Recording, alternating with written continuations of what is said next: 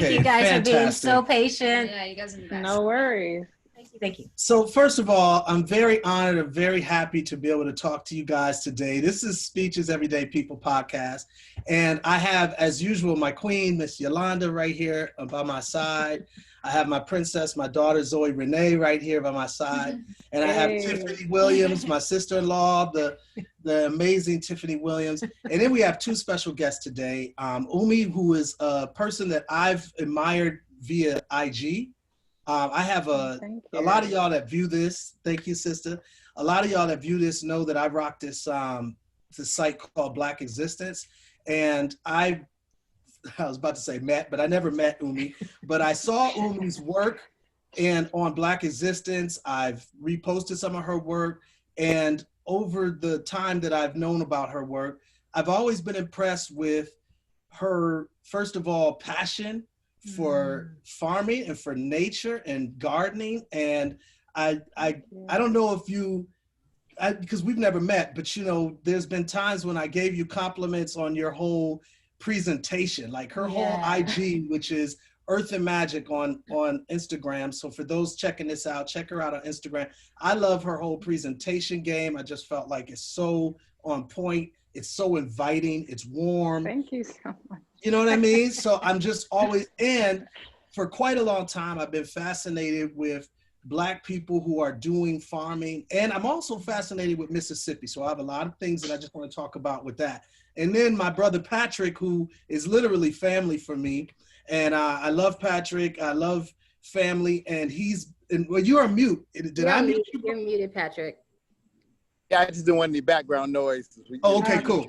So my man, Patrick Muhammad, I'm so proud of him. I've known him for most of my life.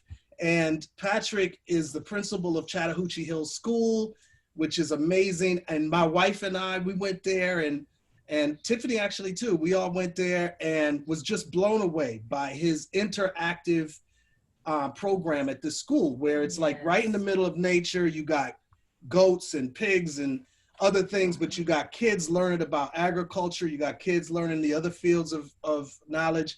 And it's just inspiring. And I was like, wow. And then also he has Your Faith Farms right here in Georgia. So I'm just happy to be able to talk to both of you guys. I really respect both of y'all a great deal. And I think this is an extremely important topic for us as a people to discuss and talk about. And I know that I'm talking to some of the people in this world that are just passionate about it. So I'm very happy. I'm honored to speak to y'all and to vibe with y'all. So thank you very much for being on this podcast. Thank you for inviting me. Thank you. Yeah, so first of all, I wanted to jump off. Thank you. It's an honor. Yes, brother, definitely. I wanted to jump off with Umi first. Umi, first of all, you're in Mississippi. Were you born and raised there? No, I'm actually from Virginia Beach. So farm life and country life, I didn't grow up in this environment, but it called me. So I'm here in Mississippi.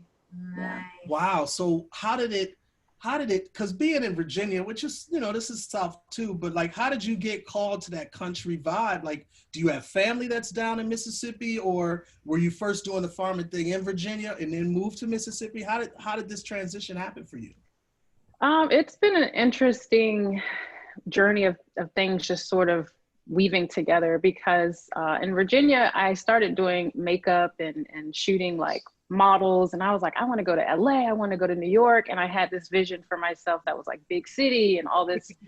And it was my husband's from Jackson, Mississippi, and he ended up coming back to Mississippi with his job. So I was thinking like, oh, you know, Mississippi. Right. But before I came here, I was starting to make some natural products, and I would order a lot of herbs from all these different companies. And I was like, it doesn't make sense. You need to be growing your own herbs. So I reached out to like a local community garden while I was still in Virginia. And the moment I stepped foot in that community garden, that was it. I was like, this is amazing. Like just the energy, the vibe, the plants. And it's just kind of went. And then when we came to Mississippi, everything opened up in terms of access to land and meeting farmers and growing, and I could still do my photography. And it just kind of came together. So I'm thankful that, you know, God has placed me here. I would never have thought of a huge difference from LA and New York to Mississippi. It's about as huge gets. Exactly. So at this point, you know, no complaints. And I'm thankful that, you know, God has revealed my purpose in this way and the people I've met since I've been here. Mississippi is a beautiful state. You know, I think people have certain, you know, ideas about what it's like, but it's been a beautiful journey since I've been here. Now, I think a lot of Blacks, you know, and whites have this idea of Mississippi for real reasons, right? Historically, Mississippi's the most racist place in the South. And a lot of the officials and people, you know, people that ran things in Mississippi were some of the most harsh, you know, gave us some of the most harsh treatment in Black history, right? And so how have you seen the difference as far as evolution in Mississippi, racially, but also just as a wonderful place for a Black family to live? Yeah, it's I've seen both of what you were describing, you know, people's fears related to the racial tensions here. Maybe about 2 years after being here, I remember my family, we were at a park and this big pickup truck came into the park with this huge Confederate flag and, you know, this entourage. It was like an intimidating moment. And I was like, man, here it is, you know, 2018, 2019, we're still dealing with, but it's been that way. So if anything, it's really fueled me to continue to like stand my ground. Like, this is who we are. My ancestors were here. This is our land. I'm gonna and do what I do. And I got joined a Mississippi Food Systems Fellowship, and they specifically focus on Black, Brown, and Indigenous peoples and uplifting them and empowering them, food sovereignty, food justice, food security.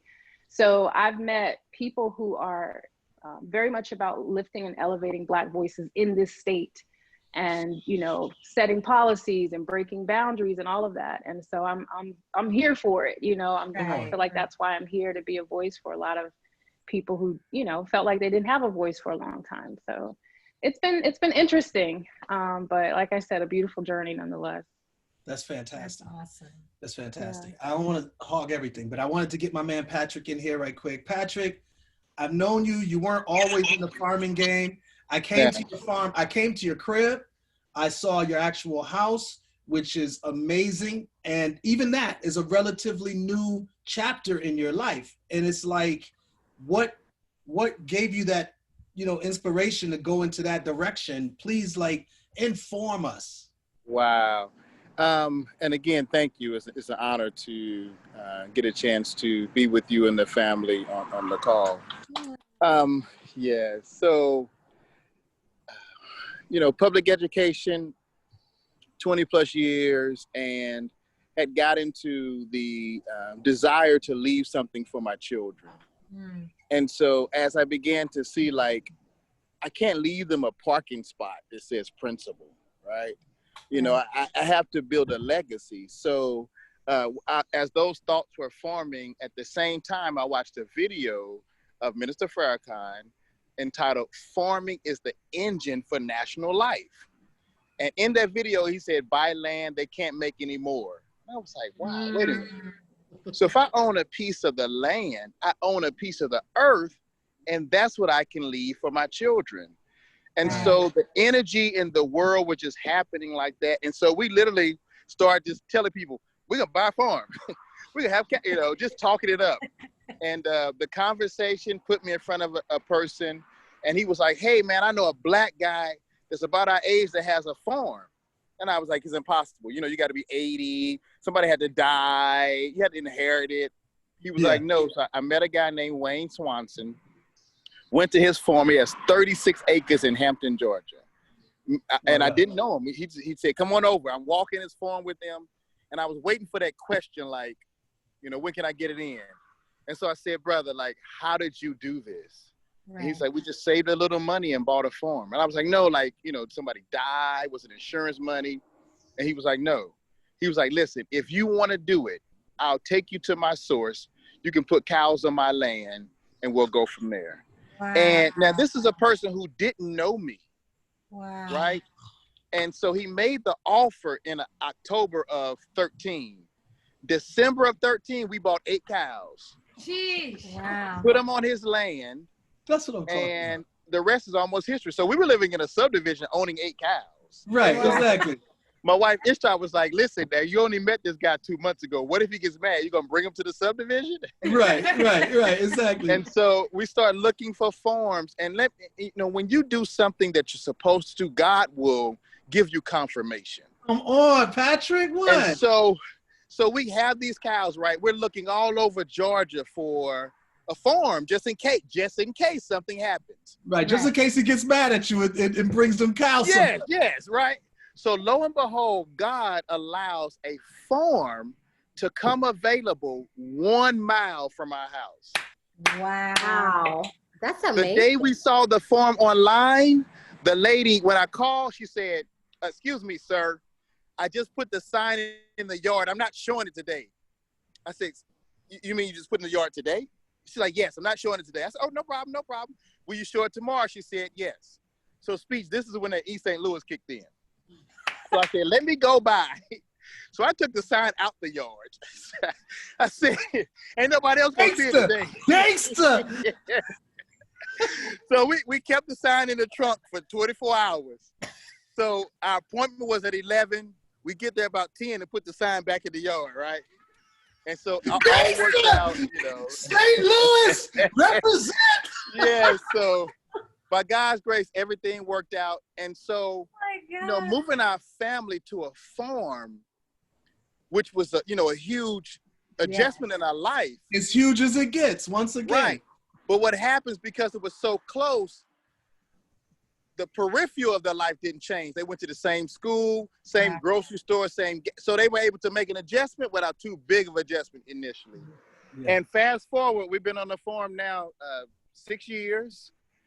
We went from, doing cattle, which we started with Wayne, to sheep, to chickens, and now we have recently got into rescuing horses.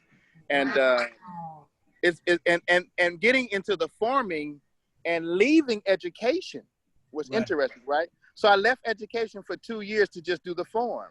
Right. And, baby girl got into Spelman, HBCU. Yeah. And she's right around the corner from you, see? And so, well, not a corner, across the street, right? Right. So she gives me the envelope, and I'm excited for her, but I'm like, Spelman, I would need a job. Right, exactly, yeah. So, and now listen to the confirmation of God. I had some people using my land for soccer, right? A farm with a soccer, crazy black kids playing soccer, right? Very interesting. Right. My cows get out one day. I go stop them from the soccer field. A lady says, hey, you did good with those animals. I said, yeah, they're my cows. She said, you live here? I said, yes. I thought you were a soccer dad. I'm a soccer dad, but those are my cows. This is my house. Right. Well, aren't you a principal? No, I left public education. Here's the kicker. She says, we have a farm school around the corner looking for a principal. I say, ma'am, it's impossible that there could be a farm school around the corner looking for a principal. I would have heard of it by now. Right. And so the creator had preserved a school for me, sitting 6 minutes from the house, a farm school, which is my new passion, and they were looking at a principal. And fast forward, I've been there 3 years. So what sister just said, finding your purpose and getting back to the land, there's 360 degrees of blessings in store for us. That is Patrick, that is so inspiring. I want to, sorry. Go ahead, no, please. I want to ask a quick question, because I know that farming was your passion, but you have a wife and 2 children. So when you moved, three children. So when you moved to this farm and they're having to help with cows and pigs and in the world, how in the world did that work? I'm very curious. Yeah, so and let me take one step back, because I don't even know if y'all remember this. So when I first came to Atlanta, Speech Yolanda, you all took us to dinner, okay? Baby girl was like baby, like real baby, right? We went to dinner, and it's a restaurant in Fayetteville that has that, the little water thing. It spins and the water comes out. What do you call it? Not a windmill, but you know how it spins and the water. Yeah. Right, we went to that restaurant. Okay. Okay. After the restaurant, we went to you all's house. Right. And I saw the land. Yeah. And I was like, Black people have land. So now that's an imprint in my head. Wow, bro, get out of here. Like I can, when I pass by that restaurant to this day, that's the speech. That's the restaurant speech Yolanda took us to. So I couldn't go back to the farm, like location wise, because I just don't remember. But the imprint was there. Right. Okay. So now move forward. Okay. So we get to the land, and I know it's a shocker. I know it's adjustment. And my children went through the point of they were teased. Y'all live on a farm. You know, what's that on your shoes? That's cow manure, right? I mean, they were teased. And I didn't know what to do. Yeah. And so quickly, now I won't say quickly, it's now shifted to where our farm is the place to be. Wow. Right? Yeah. Because we don't go to the grocery store for salad and lettuce and tomatoes and beef and lamb. We don't go there. With COVID, we didn't have to go, we can't go to an amusement park no more. It's no fun. Go hop on a horse. Exactly. Right? When the gyms weren't there, you couldn't go exercise. My wife walks up and down her road. It's her road. Right? And when I tell people, you know, we don't try to keep up with the Joneses anymore. We bought Jones Road. Amen. Amen. Yeah.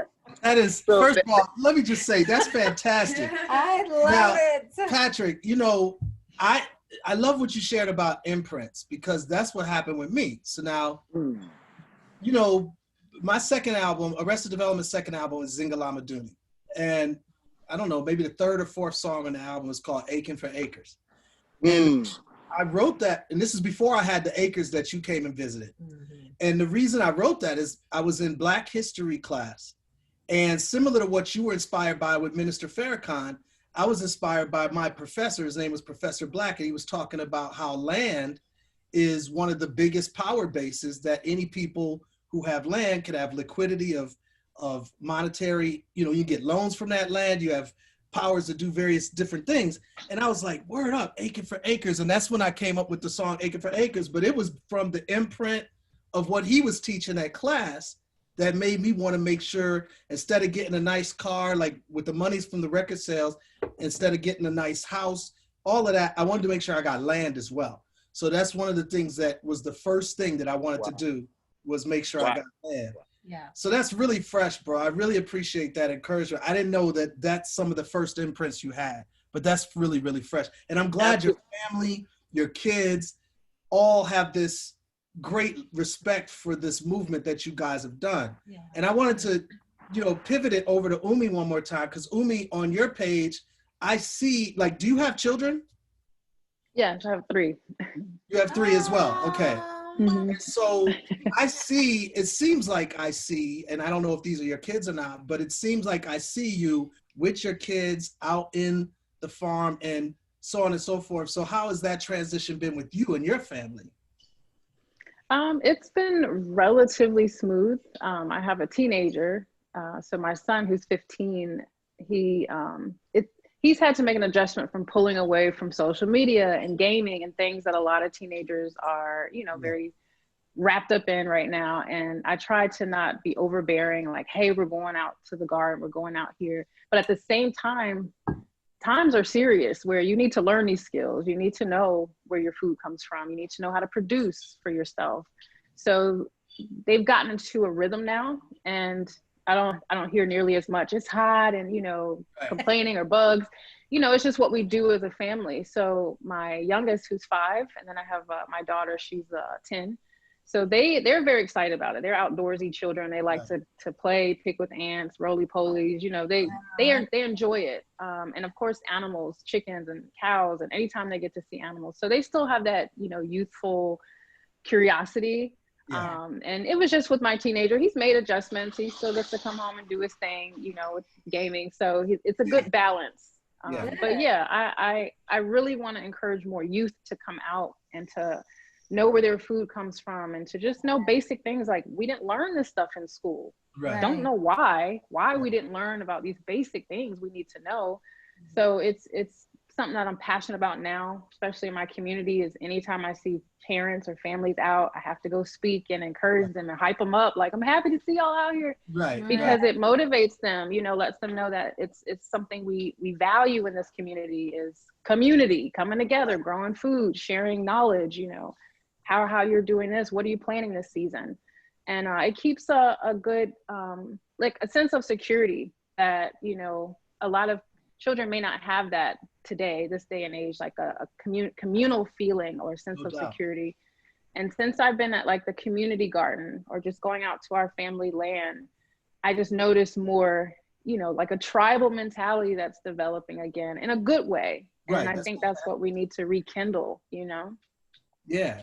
I got a question too. Like, so I see an elderly man in some of the pictures. Who is that? Like, I don't know who it is, but.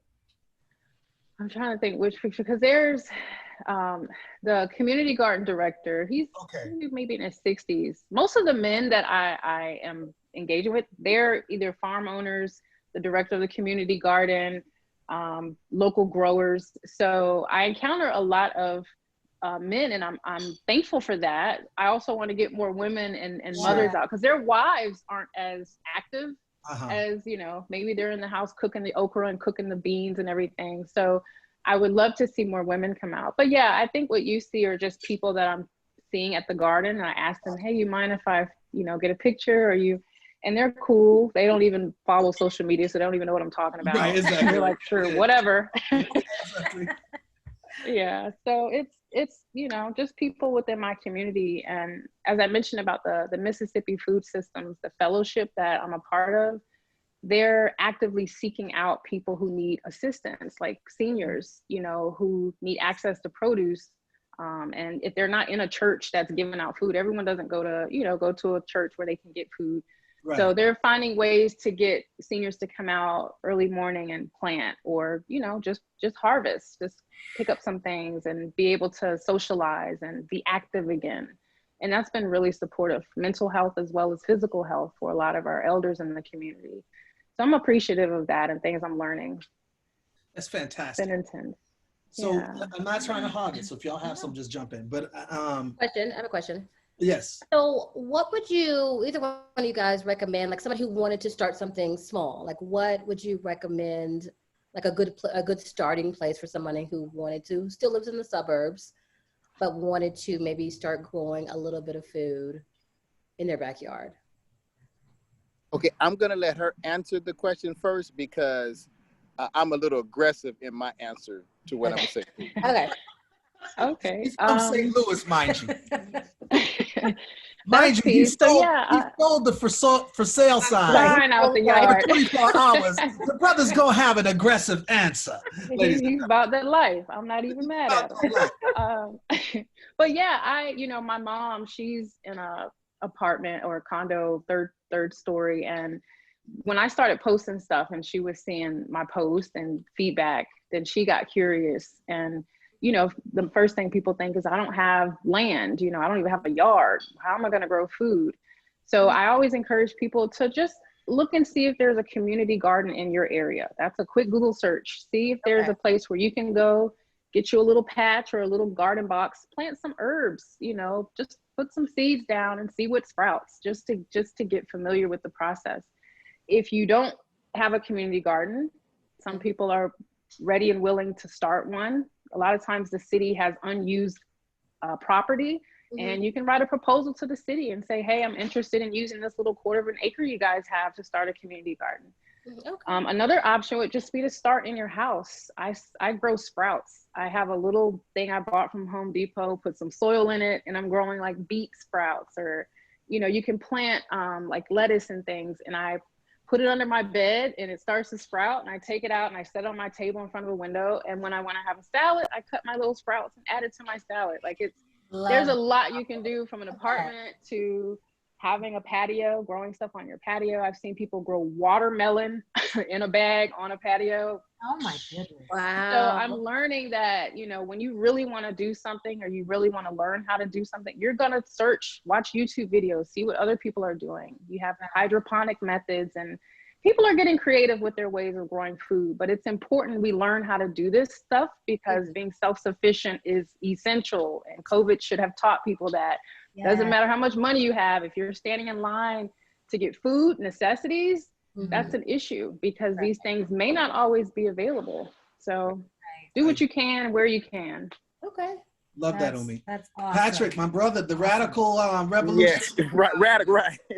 So I'm a little more aggressive with it because one, and speak to Yolanda, you all can, you know the level of peace that you have on your property, right? Your mind is all, when you need to get away, you can walk outside and clear your head. So in the urban community, in the cities, you really don't have that release. And so you got to vacate, and that's what we don't do as African Americans. We go on vacation, but it's the weekend trip when we're worried about bills. But other communities, they can vacate 3 months, 6 months, the second home, clear their heads. As it relates to land, we have to own a piece of it ourselves. And so we're at year number 6. There's 12 families that have just visited the farm thinking they're coming by. Oh, I see the farm, Patrick, and Ishtar is so nice. And then they say, I wish. And once they say, I wish, I keep 12 farms on my phone, right? I ride around and find properties. I'm not a realtor. I ride around and find properties. So when people say that, then I can say, look, it's not as hard to, So I tell people, we bought a house with a big backyard. Okay, so if you could buy a house, just don't think of a farm, because they make it so gigantic, and you got to have like 1.5 million. Well, I'm telling y'all, I did it. I don't have that, right? So that means that you can do it. Right. So when they want to make that first step of like, oh, I would try, then I try to give them, here you go. I found this one. How many acres you need? You need 10 acres, you need 5 acres, you need 6 acres. How much money you have? 200, 300, 400,000. And the reason I'm aggressive with that is because I know I can help change the quality of life, but also the level of influence that you attain when you own property. Okay, so we're on 31 acres in South Fulton. It's not that many land lots that are residential like that. So like we have our own proclamation in the city. Your Faith Farms Day is every July 11th. Come on, baby. Come on. And so that gives me leverage. When the city is talking about doing things, they have to consider what Mr. Muhammad would like to say. So now just imagine if there's 10 families with 10, 20, 30 acres, 40 acres, then we can kind of say, you know what?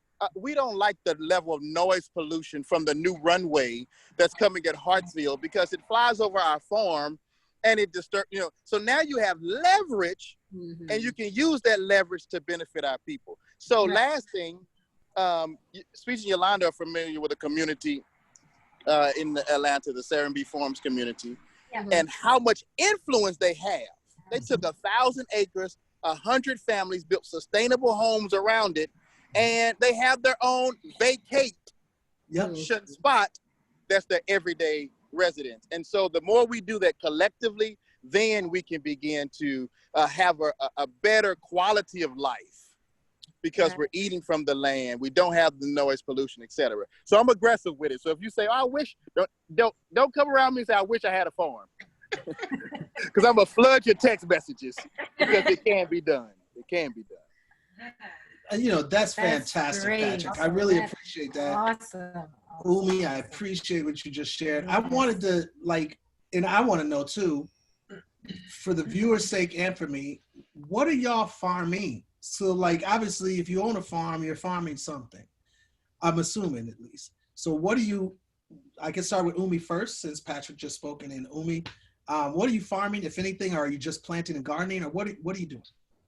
Yeah, so I consider myself more of a grower gardener, although I spend a lot of time on farms because I'm still learning. My husband and I have an acre that's about 2 hours away from us, a different area of Mississippi, where we're just getting acclimated to the land there and doing the whole process of getting the soil tested and so on. But for me, it's just growing basic things that my family can consume. And I do a lot of garden to table. So before I you know, kind of create this facade of glamorizing gardening that, you know, beautiful women running through strawberries, you know, it's a lot of hard work and sweat and bugs and snakes and lizards. And so I plant what we need. I get familiar like with our zone, what's growing and when it's growing, harvest it, learning how to can to preserve the food. Because the very first time we were growing, we were so excited to grow food. Then I had like, you know, 30 sweet potatoes and, you know, 100 tomatoes. And I'm like, well, I can't eat all this. Right. So I had to then learn the process of preserving the food and distributing the food. Who in my community needs it? So I then became a board member at my community garden and started learning about how to distribute food to support my community. So long as my family eats, then I can share what we're harvesting. So that's been my focal point as of late. Going onto the farms like the Galloway family farm, it's a Black-owned farm. They have chickens and ducks and goats, I think. And so I'm just learning how they manage their animals and then sharing that with the public. You know, I go to these different Black farms and inform the public by what I'm learning. So that way, when my husband and my family, when we are ready to go ahead and, you know, purchase animals and expand our land, I know what we're doing. You know, we're well equipped, we're prepared, and then we have resources. I have people I can call that I trust. You know, I know they're interested in sustainability. I know that they're, you know, want to support other Black families that are getting back to the land and land stewardship. So that's a big deal. It's more than just, you know, me wanting people to just grow or farm, but to understand how to sustain that, you know, how to take care of the land and give back to the land, because, you know, it's a certain synergy we need to have as people, as humans with the land in order for it to be productive and for us to actually, you know, feed our communities. So it's been a learning experience, but for the most part, that's what I'm doing. I'm just growing produce per season, trying to maintain our operations here, and hopefully we can expand soon to animals and other forms of agriculture. That's fantastic. Let me ask, what percentage is your food to table joint now? Like, is it 20% from food to table and the rest grocery store, or what? I can definitely say it's more than half that I've reduced our monthly bill of groceries. So, you know, things like cabbage and broccoli and tomatoes, onions, garlic, even our seasoning. You know, my husband will grow the peppers and the onions and all that. We'll dry it, either using the food dehydrator, we'll dry it out, put it in the little coffee grinder or however little grinder he uses, and it powder, and we have our own seasoning. So things like that are costly, you know, when you're buying seasoning and you're buying a lot of vegetables. So that's really reduced our bill. And then we've cut out a lot of junk. It's kind of hard to keep buying junk when you're growing food. It just doesn't really, you know, we have our days. It's not like we don't eat ice cream and so on, but, you know, the more we spend outdoors and gardening, it's just like only natural that we try to only buy the food that we need that supports our meals, you know, and then every now and then treat ourselves to whatever. But yeah, it's why I also encourage people to look at what sustainability means, that now you're able to save money and you can invest that in other things, you know, other things you want to do. They have a grant called Value Added Grant. So if you own a farm or you have a garden, I can add value to that by producing a product like hot sauce or seasoning or natural soaps, body butters, oils and food infused with lavender. So I can now add value to my farm because I'm producing a product that I can then sell at a vending show or local event, sell online. So there's a lot of ways that people can, you know, don't feel that they're taking a pay cut by cutting their hours at work to work on their farm. Not at all. You can increase your revenue. You can increase your value, your family's value, your land value when you learn these things and then start, like I said, giving back to the earth. You'll get back tenfold. God blesses us when we're doing what we're supposed to be doing and living in alignment with nature. Facts. I can't deny that truth. It's been my life experience. Do you sell anything right now? Like, are you selling any marmalades or whatevers or? Yeah, believe it or not, a lot of stuff I'm selling locally. I've been very intimidated to jump back online and put stuff online because I can't meet demand. I'm just doing a lot of local projects in the community. So like with my husband's hot sauce, you know, we'll go to the community garden and he'll bring a box and, you know, whoever's there, hey, let me get 2 Chipotle. And, you know, we're just kind of, it's like a side hustle right now. Right. Like I said, once we increase our land and I'm able to be there full time and really kick out production, I think we'll have a pretty lucrative business, you know, next few years. That's so beautiful. That's hot. Thank you. Patrick, same question to you. Like, what are you farming? Awesome. And Umi, that was truly inspiring. And Zuri, did you hear what she just gave you? Because she gave you another business, glamour gardening. Oh, Zoe, So, you talking about Zoe? I mean Zoe, yes. So glamour gardening, I can see that happening, running through gardens. So just, you know, pin that, all right? In slow motion, running through the yeah. I see it. So we are, our main products are grass-fed beef and grass-fed lamb. Everything is raised on our property from birth. As I tell people, I know the name of your steak, right? So, and so we stumbled into that. And unlike what Sister Umi said, you know, we just stepped out on faith. So my mom was, as we were talking about, she said, the only way you can walk on the water, son, you got to get out the boat. Okay?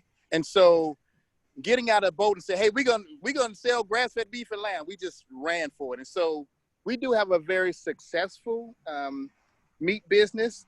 The one part that we don't own is processing. And so it's a huge void. There's no Black-owned processors in the state of Georgia. Okay. Oh, wow.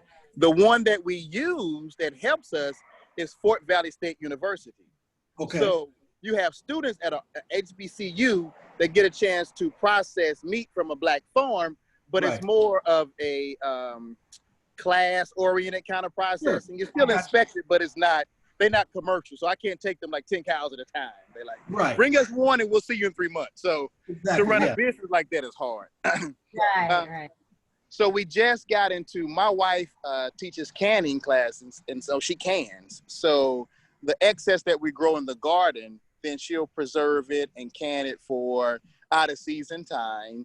And then just recently, because we are rescuing horses, we do horseback riding and trails. And it's one for you, Speech. I'll talk to you offline, but we want you all to come by and ride the horse. So, dude, so that's another. I'm so ready. I want to do it. Yes. And so, you've never been on a horse? I've never been on a horse. Remember, you didn't say by land, you said horse. So guess what? You're going to be on a horse.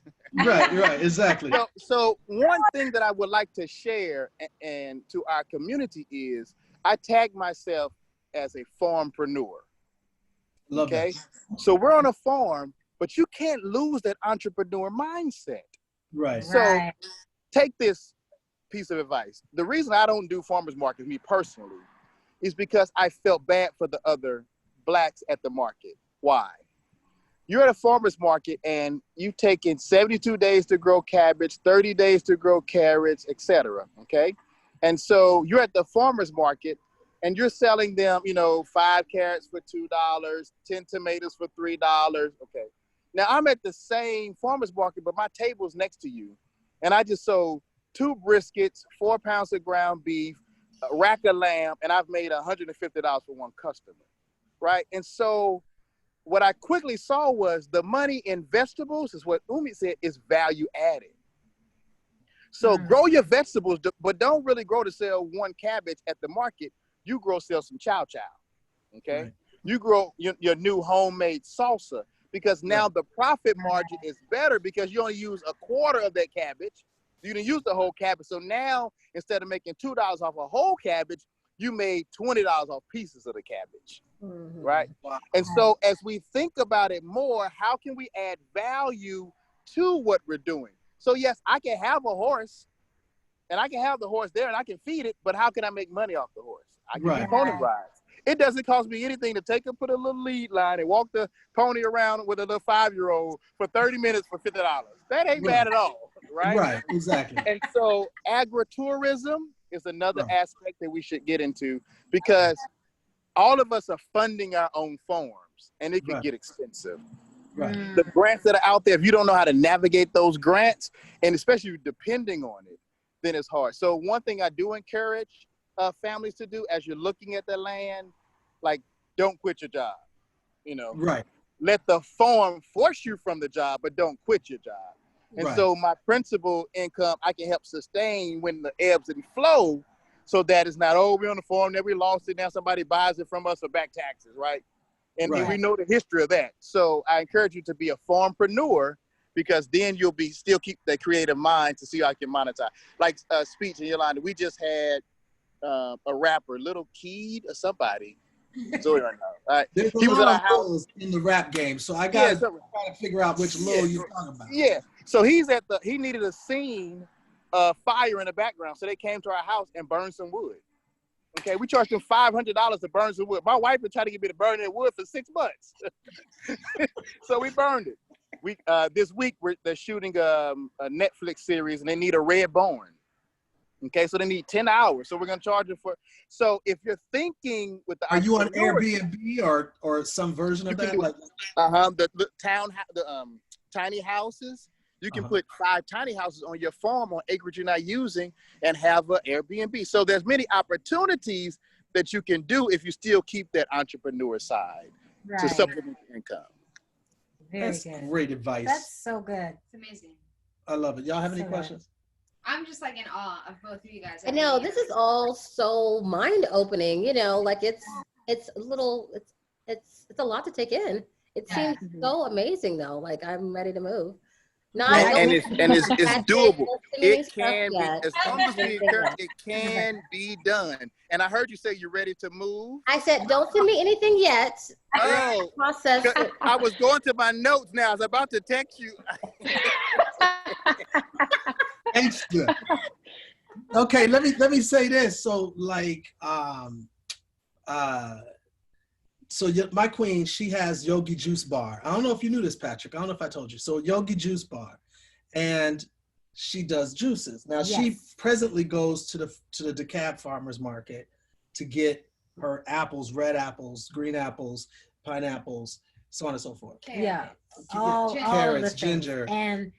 and we're trying. Well, go ahead. No, yeah, we really want to support Black farmers, and so local farming, and so I would love to be able to, you know, come to a farm, get all my apples, or get whatever we can get, because we want to be able to make sure that we're connecting with Black farmers and growers, so that at least you're on mute still, but so that we could at least help that dollar circulate a few more times, right? So that's so the key in what you all are saying is, so there's a business, right, your juice bar, that has a need.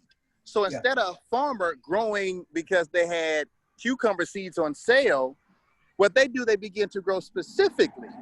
So now it might take a little time, but if you go to a Black farm and you say, listen, I need you to grow all garlic, I need you to grow ginger. When you grow it, I have a need for it. Exactly. That way now it's more intentional in what we're doing and not happenstance, right? So there's beauty products. If I need to grow beets, not for consumption, but you need the red coloring, now I'll grow more beets.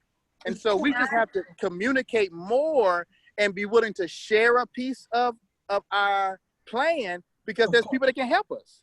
But if you hold it, I ain't telling nobody. Right. You know, so the reason that it says your cup runneth over is because you're constantly pouring out and you have room for more to come in. Exactly. But if you hold your cup and you put a lid on it, you can't get the abundance. You can't get the abundance. So I'll be happy, Sister Yolanda, as I hear of people doing things and we know like what's your need, then we can start plugging those people. Even if they're in Mississippi, you know, they grow enough apples and then we bring it to Atlanta to take care of the juice bar. Okay. And let me say, go ahead. So, you know, we also own a corn roasting business. And so, you know what I'm saying? Come on, James Brown, snap back. Woo! Not the corn roasting. Yes. We do a corn roasting business, and it's called Robbie's Roasted Corn. I have the shirt on today. Yes, my queen has the shirt on right now. I don't know if you can see it. No. So, all right. So Robbie's Roasted Corn, obviously we get roasted corn, whether it's like a mixed corn, yellow corn, or mixed with white and yellow, or white corn. So long story short, these are things that we do want to, Patrick, what I'm gonna do is I'm gonna hit you up, or Umi, if you have connections, same difference with some of the farmers there. because we would love to start getting our supply Absolutely. Yeah. from Black farmers and growers. So that would be fantastic. That's powerful. Yeah. That would be fantastic. I was gonna just touch more on the importance of your network and networking and developing relationships. And that's something like, you know, as I'm maturing, I'm realizing that I have to, what is it? Tracy Galloway of Galloway Family Farm. He's always telling me, like, you have not because you ask not. So the more I would show up for events and I would volunteer, which is something that as Black folks, we tend to not like to do, you know, what's in it for me? Sometimes you have to be patient enough to develop relationships and networks with people that they'll invite you out to do things like come pick pears, you know, come pick cherries, or I have a whole blueberry field. You and your family come pick as much as you want. And I was, when I first had those experiences of like the director of the community garden, he's a Black man, highly respect him. The more I would show up and just volunteer my time, and I'm weeding beds and I'm just out there like, hey, what you need me to do? And he started to see that I was passionate and I was showing up. And so he would say, hey, you know, I'm going to go pick pears at this elderly couple. They don't eat this, they don't eat these pears, come out. And so me and my family would leave with buckets of fruit. So I began to really value the relationships I was forming, and to keep, you know, continue to give and receive and give and receive. It's give freely, receive freely. And that's something that I know is so true. So I'm not coming out of pocket for a lot of the things that my family eats. Not only did, you know, some things I'm growing, that's saving us money, but then people in the community are willing to say, hey, you can come on my property, my private property in my backyard and pick fruit, you know, you and your family. And that's, that's something that we have to not take for granted. So if those of you who are interested in getting into growing food or farming, find out who your network is, reach out, show up and put in work. Let people know you're serious and you're trustworthy. You know, don't just expect things or have your hand out like, oh, you know, you guys got food, let me come pick. We don't know you, brother. Like, you gotta put in some work first, because that's just a part of us also respecting what it is they do. They've maintained this tree for 20 years. So, you know, I honor that. And, you know, that this is, it's an expansive work. So not only here in Mississippi, but across the South and other states, I'm starting to see more networks of Black farmers come together and exchange resources and information where they can get tarp, you know, where they can get certain tools to do what they need to do. So yeah, it you know, Patrick really touched on a lot of things that, you know, for me is new hearing. I'm not farming yet. So I love the information he's sharing here, and I hope your viewers benefit for sure. But network, relationships is so key. Yes. It's so true. I've always said that if you want to get to know somebody, it's really easy to do. All you have to do is be willing to serve. Yeah. Like if you're willing to serve, ain't nobody gonna turn down a servant. Like somebody helping you. Shoot, we all need somebody to help. Can I give y'all this one little model that I've seen? I'm not gonna name the farm, but listen to this. Z, you have your calculator in the back? Yeah. Okay, listen to this. There's a farm. They only have one product. Okay, they only do one product. But they have 50 families who spend $50 50 weeks of the year. Okay? 50 families, $50, 50 weeks of the year. But they have over 30 products. Wow. But they only do one product. They get all their other products. They barter with other farmers and other growers to have the products. So they can specialize in their one. It could be the corn. They specialize in their one, and then they able to make their money off the collective of the others. And that's a nice size piece of money that happens every year. Yep. She calculated A lot of people don't know. 125 grand. Yeah. Yeah. That's 125.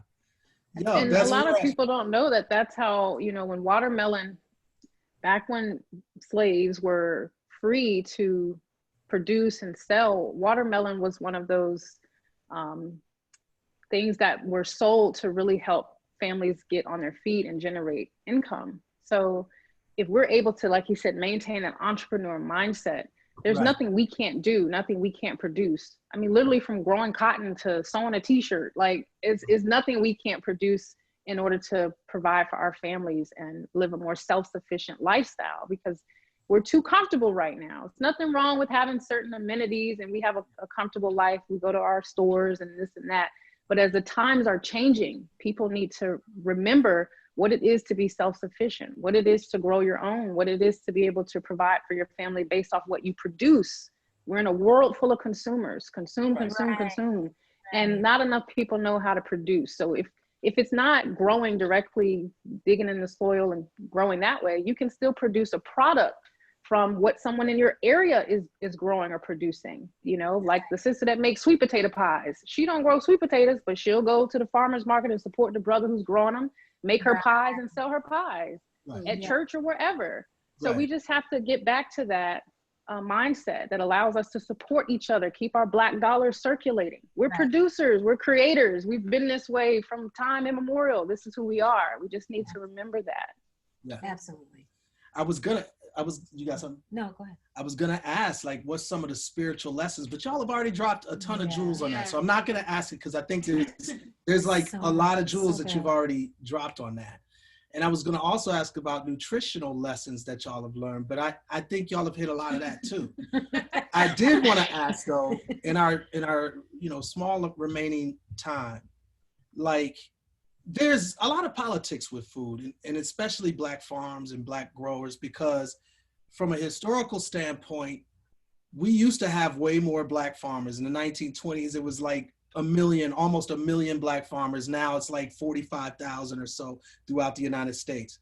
And a lot of us lost land and for various reasons. And I wanted to know if y'all had any like knowledge on that you wanted to share. And if you don't, I have some, but I just wanted to know what y'all felt about the transition in the first place. Because we're very much an agricultural people from historical standpoint. And then we became more of an urban people, and the agricultural thing sort of became like a negative thing. Like Patrick was sharing about your daughter getting dissed, like, yo, you on a farm, you know what I mean? It's like, so I don't know if y'all want to share on that too. A lot of that has been strategically done. The same way people have a mindset that, you know, everyone in Africa is got flies on their face. You know, there was a certain image that has been painted to make people hate their culture, hate their roots. So that's why, you know, a lot of what I share on my social media is to level it up, to make it look as if it's not what you guys think. This is a beautiful environment. It's a peaceful place. So a lack of education is one of the things I've encountered with our people, is that we're not educated enough on land ownership and land stewardship. I have family that has land in Fitzgerald, Georgia. It's air property, which means at any point somebody can come in and infiltrate that air property and confiscate all my family's land. But trying to talk to my aunts and uncles who are in their 80s and, you know, trying to explain this to them, and it kind of, action is not being taken. And it can be a frustrating process, but we have to stand firm about what's ours and to protect that, because we're going to need this land. We're going to need a place to grow food. And when others have control over the food, they have control over you and your family. That's and correct. If we don't realize that, we're going to miss the opportunity while we have it to start buying up more land. It's the education that's been key, in my opinion, getting educated on this process. How do I protect my land and keep outsiders from buying out some third-party family member nobody's talked to in 10 or 20 years, buying out the family land, and you've lost 70 acres, 100 acres, 200. It's mind-blowing how land has just been swept from under us. Right. So people who are really interested, get educated, start learning up process in your state. If there is air property, see how you can get it out of that status of air property so that it's owned and you're able to protect it. But that's been the key thing for me, is the education. But Patrick, I know you're a lot more informed on the land ownership. Very good piece, Fumi. Thank you. That's one of the things I was hoping I didn't have to explain, but I wanted one of y'all to explain. Go ahead, Patrick, if you want to jump in. Well, I mean, she said exactly what I was going to share. The only other piece that I would add to that is the collective. Remember, we're powerful if we are organized and collective. So the more that we own, then we could go to the politicians and make those demands. So just get the land. Even if you get it and hold it, don't do nothing with it. Right. Just get it. You know? Right. I love that. So good. Because I'm things. sorry. Oh, go ahead. No, go ahead. I was gonna say one more thing on the nutrition, because this has been a huge benefit in my life. Is I grew up eating, you know, oodles and noodles and kid cuisines and frozen packaged canned foods and just not eating very well. And even as an adult, of course, those same habits I was starting to pass on to my children, buying all the fruit drinks and stuff. And once I started learning about herbs and growing my own herbs like ginger or turmeric, butterfly pea, echinacea, these different herbs, and making teas and recommending and helping my community and my seniors get off of blood pressure medicine, get off of high cholesterol medicine, come out in the garden, sweat out some of those toxins, you know, be in nature. So it has not only been spiritual, but the nutrition has been so overwhelmingly, it's been like a high for me to just see how the benefits of returning to this method of healing is. If we can just be patient and not be so instant gratification, popping a pill for that instant relief. I'm guilty of it. Every now and then the headache is so, you know, like that you want to take something to get rid of it. But the more I begin to trust the process, trust that the Creator has put in place every single thing we need, even for these times, it's not like that the law of, you know, healing from the earth has somehow expired. No, we're still organic beings. As long as we're on this planet, everything we need right now is going to benefit our bodies as long as we uphold that, you know, honor that, go through the process of healing. So whether it's, you know, Dr. Savior, different people that our community is turning to for answers, people can start growing their own medicine in their yard. Grow some ginger in your yard, make you a ginger tea, clean all that mucus out, simple stuff. But I had to put that in there. The nutrition is I'm glad you put that in so there. good. So Ladies good. and gentlemen, Umi. Thank you, Steve. Thank y'all. I love y'all. Patrick, what's up, baby? Hey, I would just say there's one thing we learned called grounding, and that's when you put your feet and your body but on the ground and let the ground and the earth begin to pull out those toxins and heal. And I think that's just one example of the beauty of getting back in touch with earth, with land, with our Creator. And the more that we can do that, and the more we get in tune, that creative mind begins to work again, and we can bring into fruition what's still out there that we have not pulled, you know, from the triple darkness, and begin to create again. So get to the land so that creative juices can begin to work again. And we don't know what miracles are left, but the miracles are on the land. Wow. You know what? You know so what? amazing. Patrick. Awesome. You guys are amazing. I knew that this was going to be a great talk. Fire. And my daughter, she talks so much. She just was just talking so much throughout this entire thing. You know what they say about good listeners. You know? Okay. That's right, baby. Come we on. We really just so appreciate you all just for giving us so much. I feel so full with all of it. There's things that I want to do. There's things that I want to change with Yogi Juice and how we support our Black farmers and what I want to grow. And, you know, I got to work on the whole bug thing, you know, so pray for me. Because I'll be praying for your sister. Screaming. But yeah. I have something for the bugs. What? Tell me. Yes. So, when you all get a chance, come by the house. I have a bag for you. Okay. We're coming. We're going to come. I got it back. We will be there. And then Patrick and Umi, you guys now know each other. Yes. So y'all got to be connected. And then I just want to give, you know, our viewers are from everywhere, right? So a lot of y'all take heed to what this brother and sister is saying. And there's a lot of politics behind this, whether it be in Zimbabwe, whether it be in South Africa, whether it be here in the United States, that a lot of outsiders are stealing and taking and discriminating against us in order to make sure that they have land, which then they have power and they have influence over our lives and our futures. So this is way bigger than just like a cool little thing. It is something that is for our future, for our security. And I wish I could have, there's so many other friends and people that I know that could have talked about this, and we'll have them on at some point. But I am so grateful for y'all. Just taking an hour or so out of your Saturday to speak to me and my fam and all of the listeners and viewers out there. I can't say how much I'm proud of y'all. It just wouldn't do. So I just want to thank you so much for vibing with us today. And I hope everybody got a lot from this. can you just, one last thing, if you could let people know where to find you on Yes. social media, and then we'll dip out.